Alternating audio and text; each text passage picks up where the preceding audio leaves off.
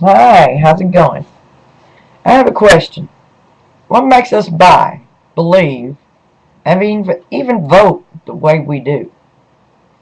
Well, I've been finding answers, especially in this book here, The Hidden Persuaders by Vance Packard. Do you know how many of us are being influenced and manipulated in the patterns of our everyday lives? How people's desires, needs, and drives are probed in order to find their points of vulnerability, or your Achilles heel, as they used to call it. How the probers aim to influence the state of our minds and channel our behaviors as citizens.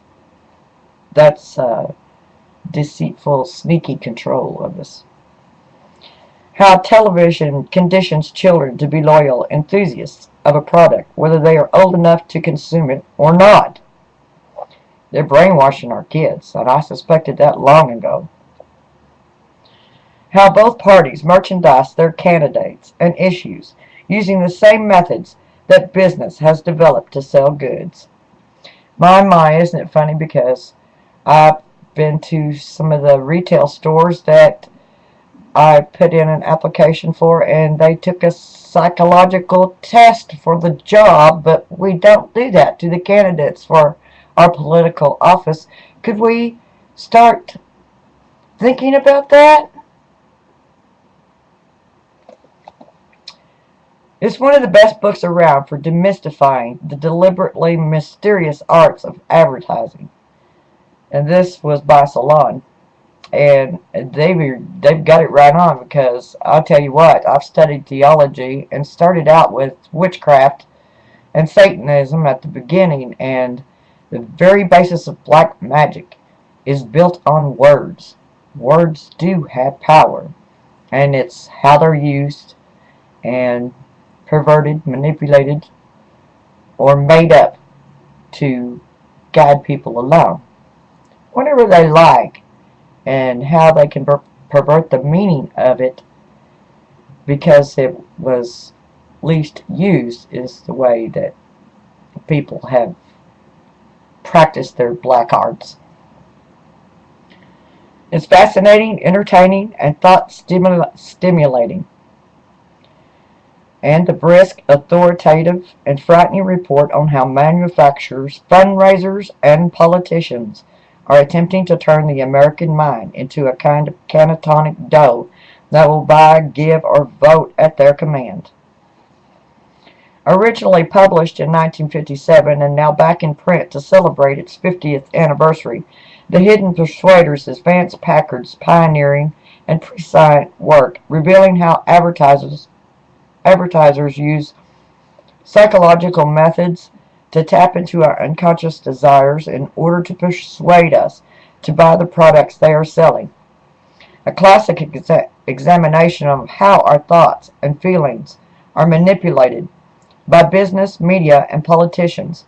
The Hidden Persuaders was the first book to expose the hidden world of motivation research, the psychological technique that advertisers use to probe our minds in order to control our actions as consumers. Through analysis of products, political campaigns, and television programs of the 1950s, Packard shows how the insidious manipulation practices that have come to dominate today's corporate-driven world began. Featuring an introduction by Mark Crispin Miller, The Hidden Persuaders has sold over 1 million copies and forever changed the way we look at the world of advertising. Vance Packard, 1914 to 1996, was an American journalist, social critic, and best-selling author.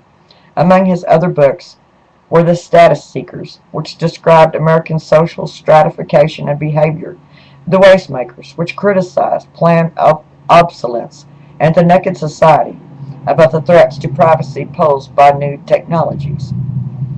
And I have heard about this before, way before I've even checked this book out.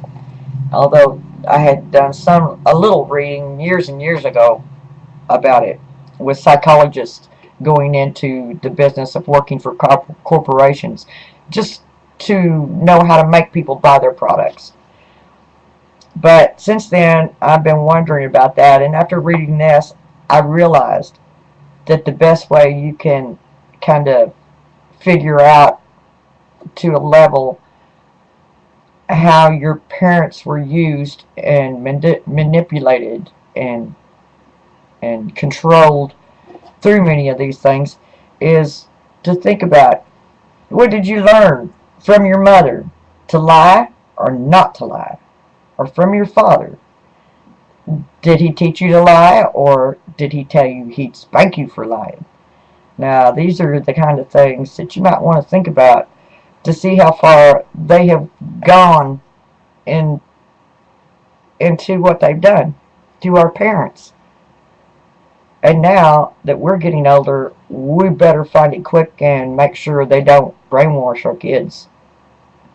Because I tried to tell my kids not to watch too much TV, although they like to watch movies. They didn't really watch that much TV as I lived out in the country, and their stuff, they didn't have much stuff on TVs out there if you just had an antenna. So that was really good for me on my part of it. And I hope they are all reading and teaching their kids to read too. So that's the best way to find out the truth, and the truth shall set you free. Have a wonderful day. Later.